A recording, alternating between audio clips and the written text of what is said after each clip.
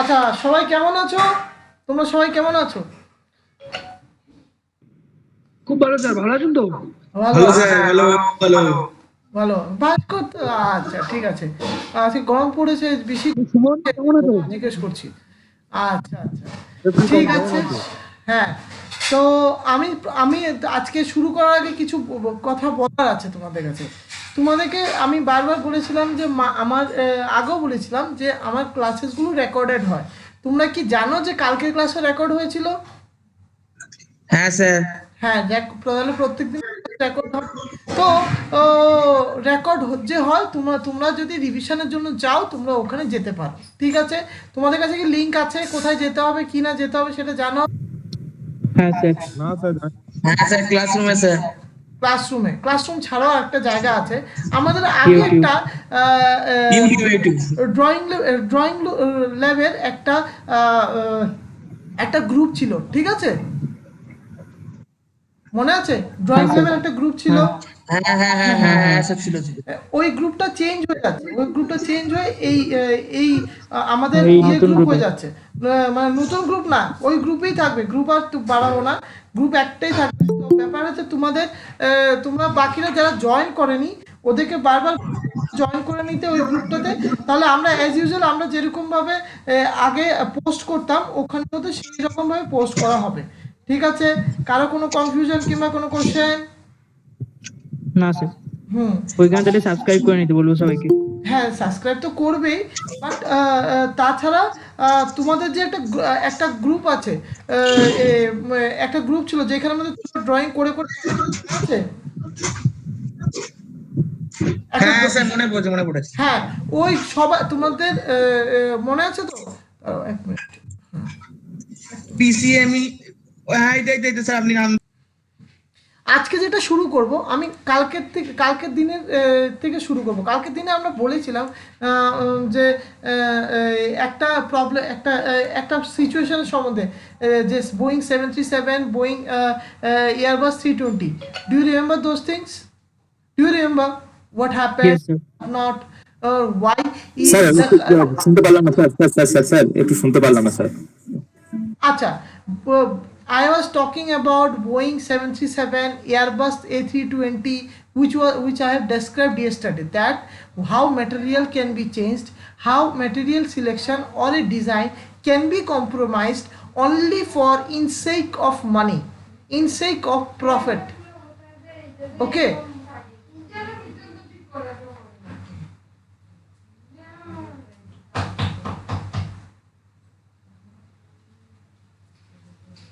Okay, so the thing is that টাকার জন্যে যে একটা ডিজাইনের সঙ্গে আমি কম্প্রোমাইজ করতে পারি।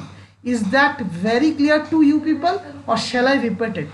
এটা ভেরি ভেরি এটা অনেক কিছু করা হয় আমরা while we are working with design.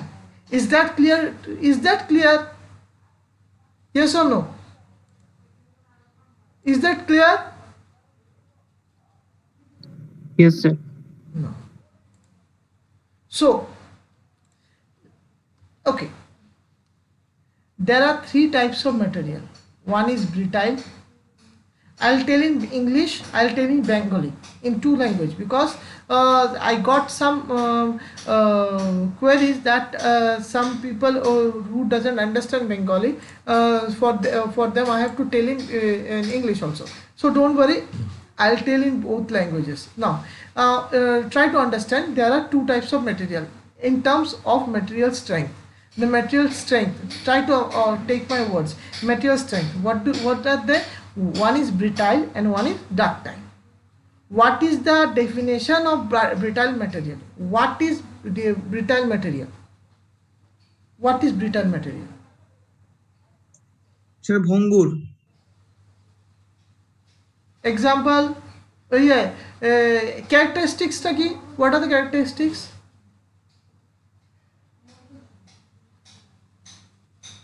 What are the characteristics of brittle material and what are the characteristics of ductile material?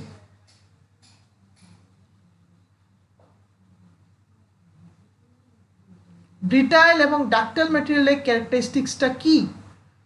একজন একজন করে যা জানো It's a discussion, it's not an exam, it's not an exam. বলো।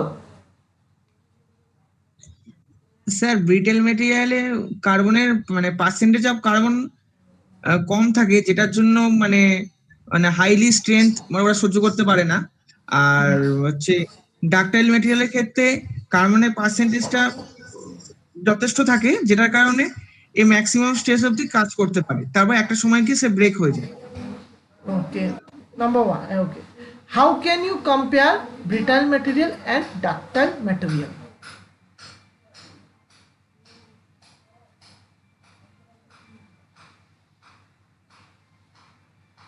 Comparison of brittle and sir মানে ওই fracture মানে ইন্ডিকেশনটা দেবে না স্যার? fracture identification. ফ্র্যাকচার ইন্ডিকেশনটা ডাকটাইল যে মেটেরিয়ালটা, সেই মেটেরিয়ালটা আপনার মানে ওটার উপর যদি আমরা প্রেসার দিই, তাহলে ও কি ওয়্যারে পরিণত হতে পারে তো? না ওটা Fine. হ্যাঁ Okay, correct. There, fine. I'm summarizing the thing.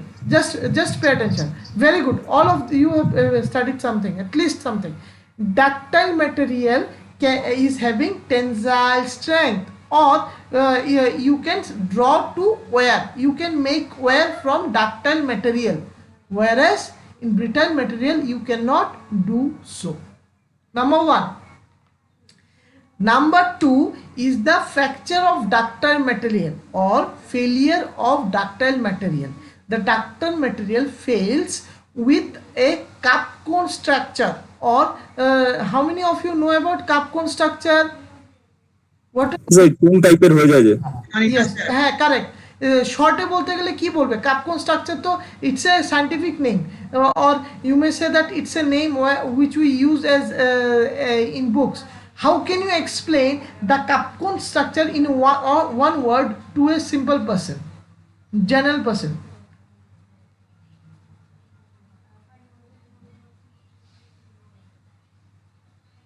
Kapcon structure, let me tell you, Kapcon structures are nothing but the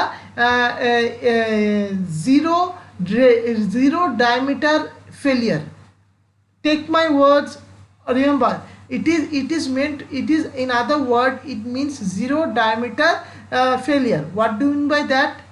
The meaning of the thing is that when the diameter of the wear or the cross section of the wear becomes zero, then it is termed as zero diameter fracture or zero cross section fracture, or in other words, the name of this failure is Kapcon failure. Is that clear or not? বোঝা গেছে কি বোঝা যায়নি? আমি আবার বলছি। Sir আরেকবার বলুন স্যার। হ্যাঁ, এই ছোট্ট কাপকোন হওয়া মানে কি, আমাদের যে ডায়ামিটারটা আছে, ভেতরে যে ডায়ামিটারটা আছে কিংবা ক্রস সেকশনটা আছে, ক্রস সেকশনাল এরিয়াটা, ওটা জিরো হয়ে যাচ্ছে। Zero, it tends to be zero as well as it is zero. So what do you mean by zero?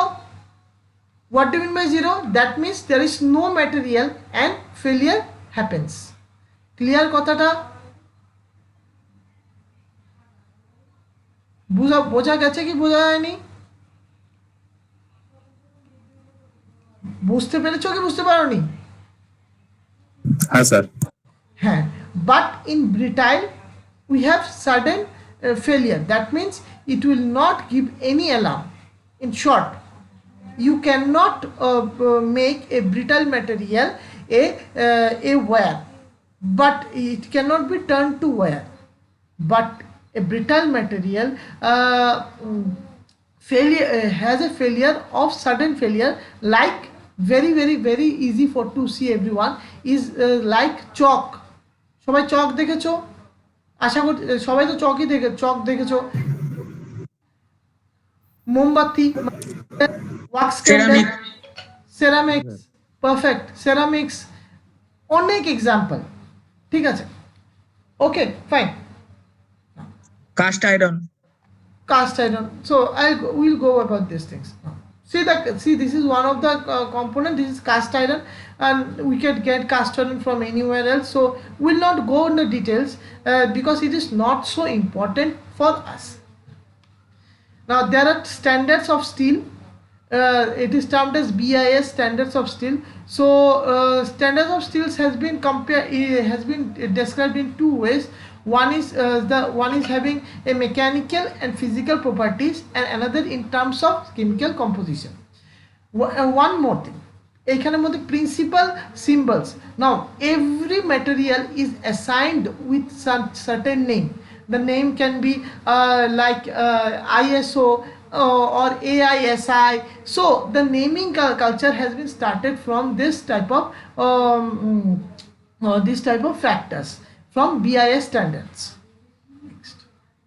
Next, BI standards are having standards like this about it is denoted by XCY carbon, so it is not so important for us, like 30C8.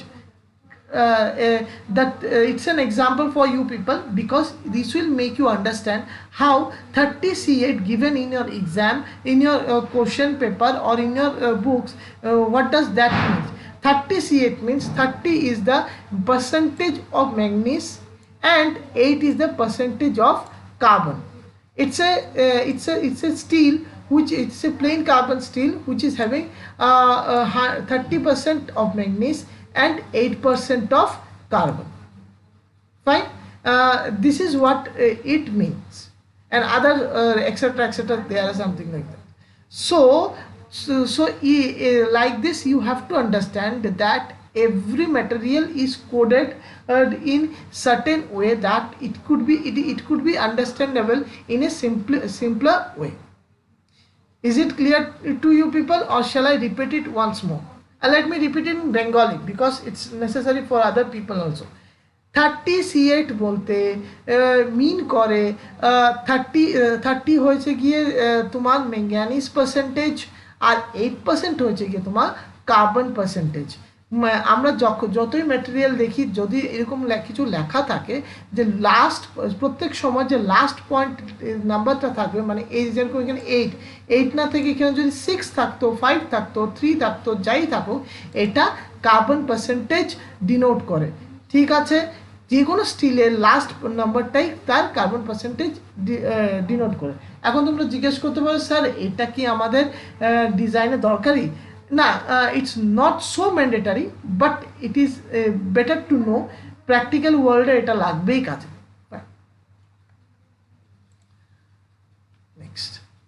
next plain or low carbon steel, মানে এটা যে বাংলায় আমরা বলি যে গুণা তার, or it is also termed as GIS.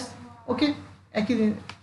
Now free cutting steels, this is nothing but the steel rods which is used for in your labs or something like this. This is very simple things. Alloy steels, the bearing balls. Copper alloy, we know copper alloy is like brass, tin, silver. There are lots of things comes in consideration. Okay, fine. Next, the heat treatment used for steel: annealing, normalizing, stress relieving, aging, quenching, and tempering. Now this has been, you all have studied in your material science. Now can anyone explain me what do you mean by annealing? What is annealing?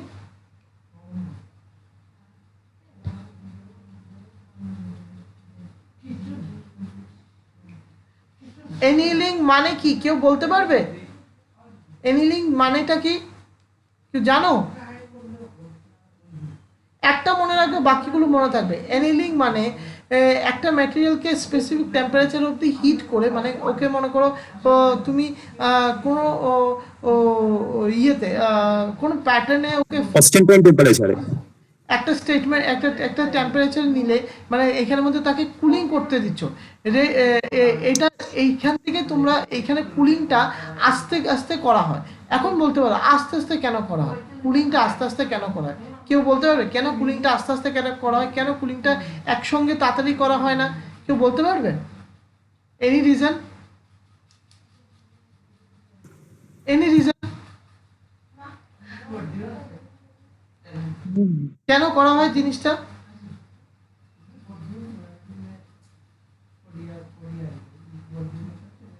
বলতে পারবে কেন করি? এটার মধ্যে আমি বলি recrystallisation মানে general রিক্রিস্টালাইজেশনকে করানোর জন্য। এখন হয় কি, রিক্রিস্টালাইজেশন করার সময় আমরা এটা সবসময় দেখে থাকি, এটা আমাদের প্রত্যেকটা ইয়েতে হয় যে recrystallization, there is not uniform recrystallization, only for getting uniform recrystallization, মানে সব জায়গায় ম্যাটেরিয়ালগুলো একেবারে সমানভাবে ঠান্ডা হবে, সমানভাবে কুল হবে, সমানভাবে ম্যাটেরিয়াল ডিপোজিশনটা পারফেক্ট থাকবে। To achieve this type of symmetry আমরা এনেলিং করতে থাকি। But there is a problem, stomach, it is a theory, এটা প্র্যাকটিক্যালি করা হয় না। আমরা যে বলছি যে আমরা কনস্ট্যান্ট ডিস্ট্রিবিউশন অফ ম্যাটেরিয়াল পাবো, আমরা কনস্ট্যান্ট পাই না। এটা শুধু আমরা একটা মানে 100% কনস্ট্যান্ট পাওয়া যায় না, হ্যাঁ একটা লেভেল অবধি পাওয়া যায়, বাট 100% পাই না। সিমিলারলি নর্মালাইজেশনের মধ্যেও আমরা সেম জিনিসই করি প্রায়, ওখানের মধ্যে শুধু এটাকে ওপেন এয়ারে রাখা হয় ঠান্ডা করার জন্য, ঠিক আছে, মানে এয়ার ফ্লোর সঙ্গে ও হিটটা তাকে উপর দিয়ে রিলিজ করতে থাকে। এই গেল একটা। Stress relieving there are lot of sir normalising also known as air quenching, মানে কুইঞ্চ যেটা করা হয়, স্টেন হার্ডেনিং বা এরপরে যেটা আছে স্টেন হার্ডেনিং। এক্স্যাক্টলি মানে এটা it's very simple. Let us make it very simple. গরম কিছু রাখলাম, কিছুকে গরম করলাম, গরম করে বাইরে গরম যে হাওয়া চলছে এই হাওয়ার দিয়েও ঠান্ডা হোক। একদম শর্টে বলছি, এটা একদম মানে কি বলবো, this is a very layman language, মানে একেবারে লেম্যান ল্যাঙ্গুয়েজ। এটা এইটাকে আমরা বলি নর্মালাইজিং, একেবারে মাথায় রাখার জন্য বলছি কথাটা, ঠিক আছে। নাও প্রবলেম কি, কেউ বলতে পারবে প্রবলেমটা কি? What is the main problem with annealing and normalizing? কেউ বলতে পারবে? এয়ারক্রাফটের আমি একটা সিম্পল একটা জিনিস বলি, এয়ারক্রাফটের components like the wing, like any other structure, is made of complete annealing process, not any type of normalizing process. What do we mean annealing process?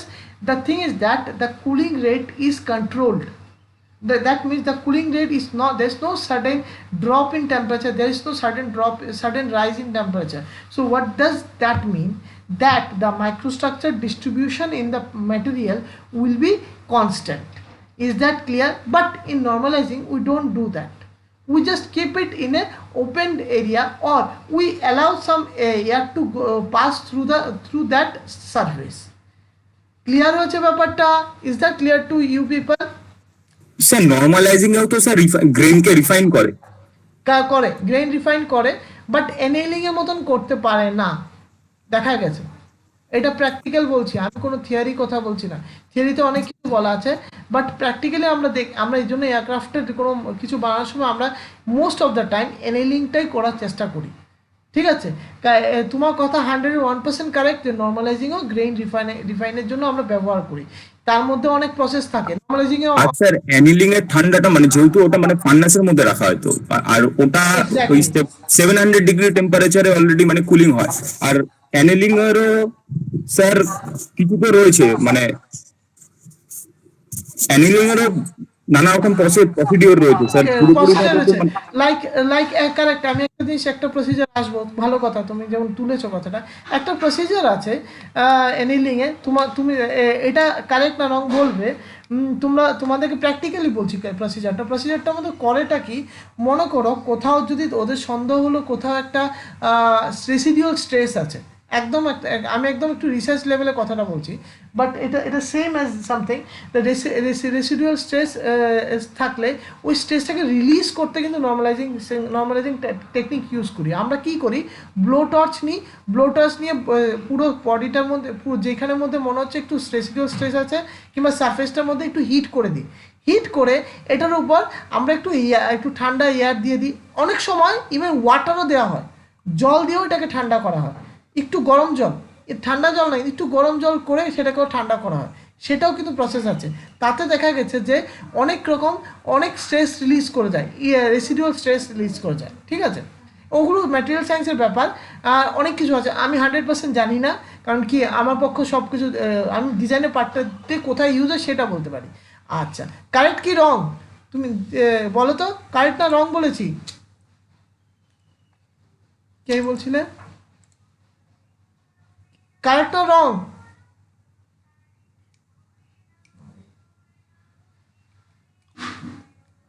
আচ্ছা, কোথায় আছে? আচ্ছা, নেক্সট সিমিলারলি আমরা এরকম করে নর্মালাইজিংয়ের অনেক প্রসেস আছে সেম।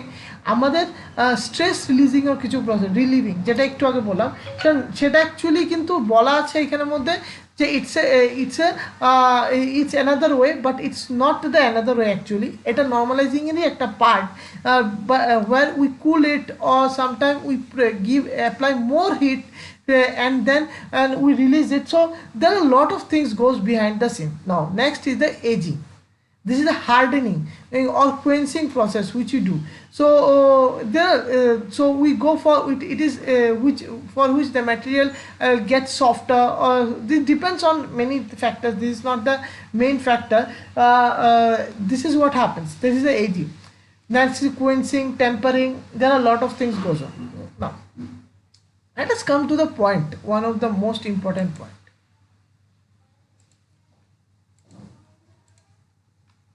ওকে, আচ্ছা, এখন আমি যেটা বলবো সবাই একটু মনোযোগ দিয়ে শোনো তো, একটু আমাকে একটু একটু বলবে, ঠিক আছে?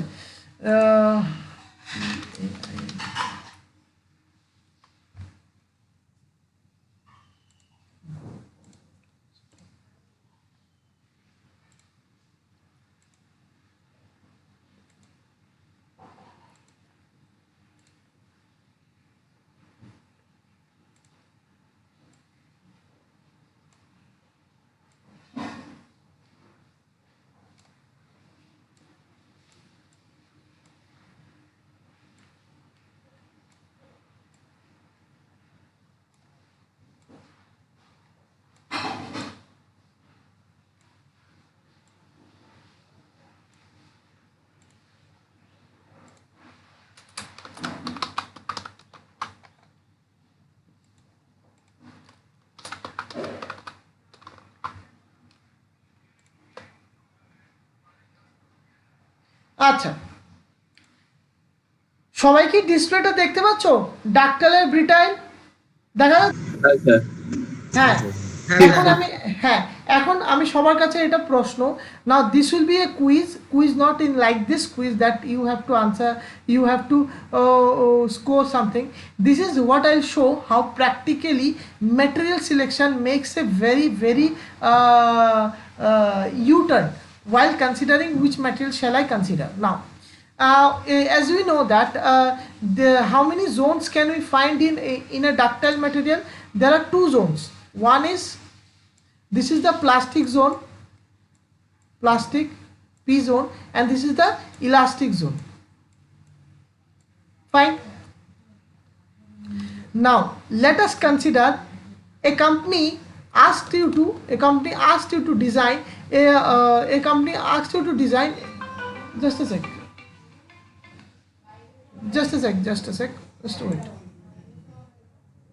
Okay, fine.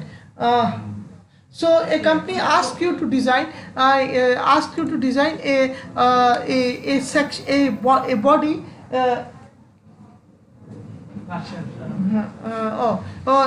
ask you to design a material ask you to select a material for a bar which can withstand a tensile strength of suppose of 30 kilonewton per millimeter square. Now you may ask that which material will you consider? Now here comes the two way of understanding. There are two sections in a company or an industry. The one is your R&D,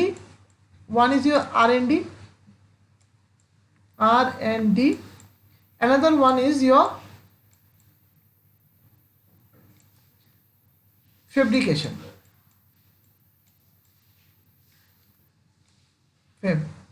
or we also say that manufacturing. Now and these two sectors are very important. Why? Now R&D people, try to understand, R&D people will tell that if a body can withstand 30 kilonewton per millimeter square, we will consider the safest and the material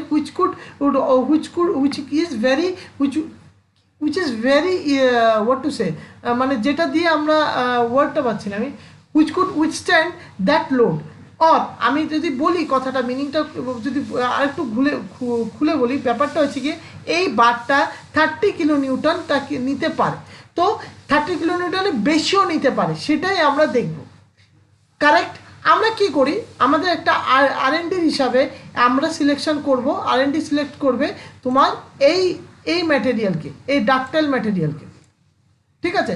কারণ কি ductile ম্যাটেরিয়ালে দেখো, ductile ম্যাটেরিয়ালে তোমার অনেকটা বড় range পাচ্ছ যে এইখানের মধ্যে কাজ করছে, বাট তুমি ব্রিটাইল ম্যাটেরিয়াল তত রেঞ্জ পাচ্ছ না, তুমি ব্রিটাইল ম্যাটেরিয়াল সেটা কাজ করতে পারবে না, ঠিক আছে? কিন্তু স্যার এটা তো লোডের উপর ডিপেন্ড করে, যদি এটা কম্প্রেশন লোড হয় তাহলে তো অবভিয়াসলি আই চুজ ফর ব্রিটেল।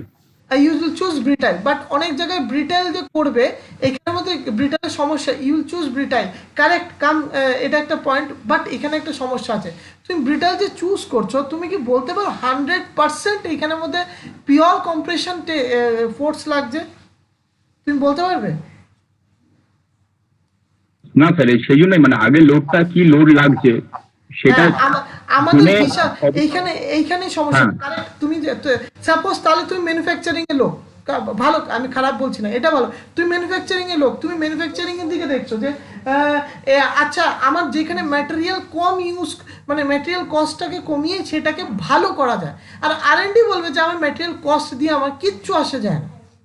কথাটা বোঝা গেছে কি বোঝা যায়নি? ও বললো যে আমার ম্যাটেরিয়াল কস্ট দিয়ে কিচ্ছু আসে যায় না, আমার কি করতে হবে, আমার ম্যাটেরিয়াল সেফটিটা লাগবে, আমি এর জন্য ইলাস্টিসিটি এবং প্লাস্টিসিটি আছে কিংবা স্ট্রেস রেঞ্জটা বেশি আছে এরকম কাউকে আমি চাইছি। কথাটা বোঝা গেছে কি বোঝা যায়নি? বুঝতে পেরেছো কি বুঝতে পারোনি? আর&ডির লোক মানে রিসার্চ অ্যান্ড ডেভেলপমেন্টের লোক, যেমন আমি একদম আমি খুলে বলতে পারি, যেমন আর&ডিতে আমি আর&ডিতে কাজ করছি, তো আমি বলতে পারি যে আমি সবসময় বলবো যে এটা I will consider as brittle material, but let me tell you one more thing, it is কিন্তু যারা ব্রিটাইলে আছো, যারা ম্যানুফ্যাকচারিং আছো, কারণ কি তোমাদের কাছে লিমিটেড সোর্স আছে, এখন বোঝো তোমাদেরও কোনো ভুল নেই, তোমরা বলবে limited source, why shall I consider a ductile material and pay a bit higher rather than I could use a brittle material? কথাটা বোঝা গেছে কি বোঝা যায়নি? বুঝতে পেরেছো কি বুঝতে পারোনি? বুঝতে পেরেছো?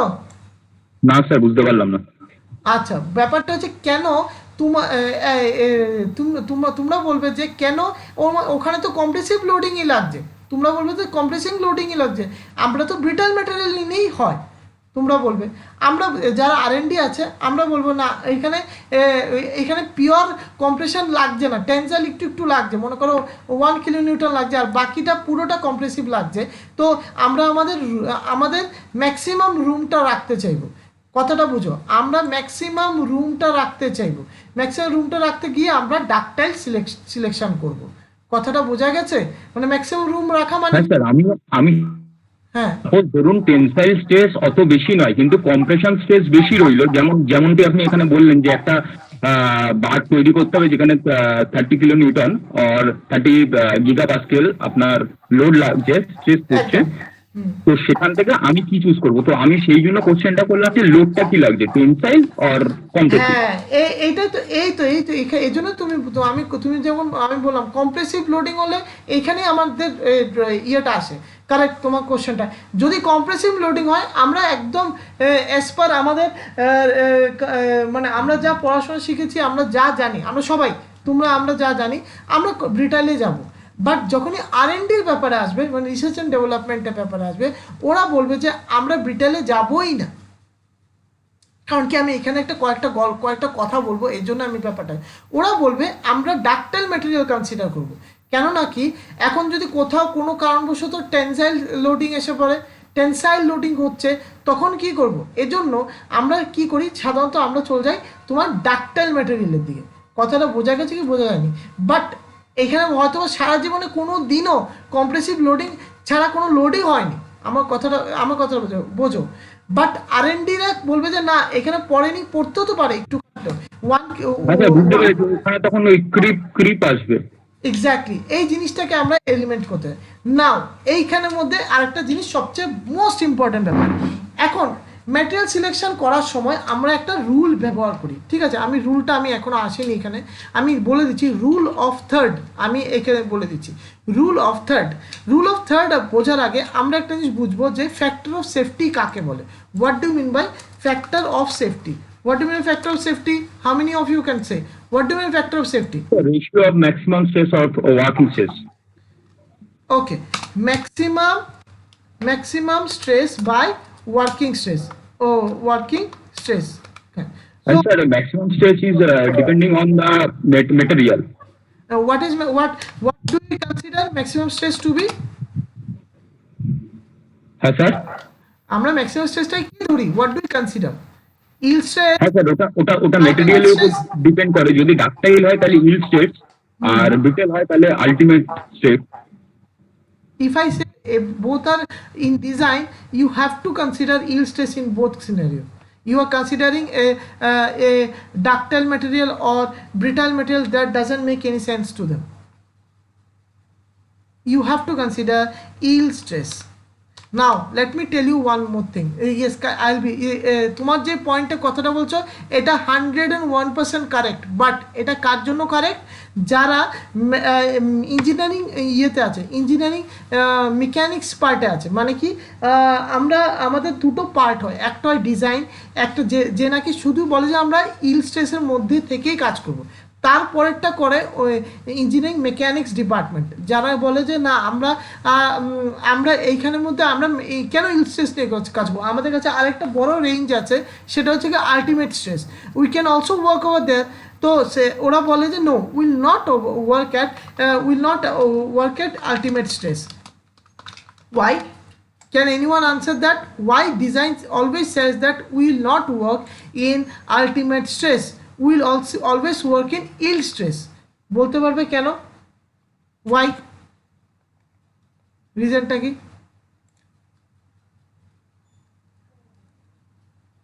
কার কোনো আইডিয়া? কেন ওরা এই আলটিমেট স্ট্রেসে যদি আমি ধরেই নিই, তার মানে কি আমি মানে একদম লাস্ট পয়েন্টে আমি মেটেরিয়ালটা চলে যাচ্ছি, ওর পরে লোড গেলেই মানে সাথে সাথে জবটা exactly হয়ে যাবে। perfect answer. Now this is what the problem is. Now since we are designing, we will consider as I told safety. Safety is our first and foremost priority. Now for that consideration, what we do is that we always try to keep our maximum loading. Let me get it just a sec. We consider our maximum loading to be till this point, that is ultimate yield stress, maximum yield stress. Fine, or proportional limit. Even for brittle material also, how many of you remember, I don't know that, we'll talk about this one in the tomorrow's class. This is termed as your offset value of brittle material, where we find the yield stress, yield point. Now this point we don't for designing purpose আমরা বারবার বলি যে আমরা এর বাইরে যাব না, মানে yield পয়েন্টের বাইরে কোনো লোডিংই করব না, সে যত কস্টলি ম্যাটেরিয়াল হোক না কেন হোক না, তবু আমরা করব না। কথাটা বোঝা গেছে কি বোঝা যায়নি? বুঝতে পেরেছো? হ্যাঁ স্যার। হ্যাঁ, এখন এখানে একটা গল্প বলে দিই একটু ছোট্ট করে। আমাদের ইন্ডিয়াতে হয় কি, ইন্ডিয়াতে আমরা ম্যাটেরিয়াল কস্টের দিকে দেখতে গেলে আমরা ইন্ডিয়ান লোক আছে তো, অনেক কোম্পানি আছে ইন্ডিয়ার, কিছু কোম্পানি আছে খুব কোয়ালিটি মেনটেন করে, এখানে ম্যাটেরিয়ালের মধ্যে জায়গায় সব জায়গায় কস্ট কাটিংগুলো করে। ওরা করে কি, ওরা আলটিমেট স্ট্রেস ধরে কাজ করে দেয়। ওরা বলে যে আরে আলটিমেট স্ট্রেস ধরেছি তো, এত মানুষ ইউজ করবে না, এত কিছু হবে না।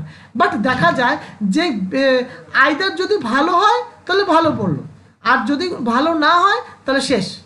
না আমাদের ভালো না হয় মানে কি, যেরকম আমাদের দোকানে গেলে মনে করো একটা বিয়ারিং একদম ছোট্ট, যাদের কাদের মোটর পার্টসের দোকান আছে, কেউ কেউ আছে যে বাবার বিজনেস আছে মোটর পার্টসের, কেউ আছো এখানের মধ্যে মোটর পার্টস কেউ আছো? সুমন শেখ।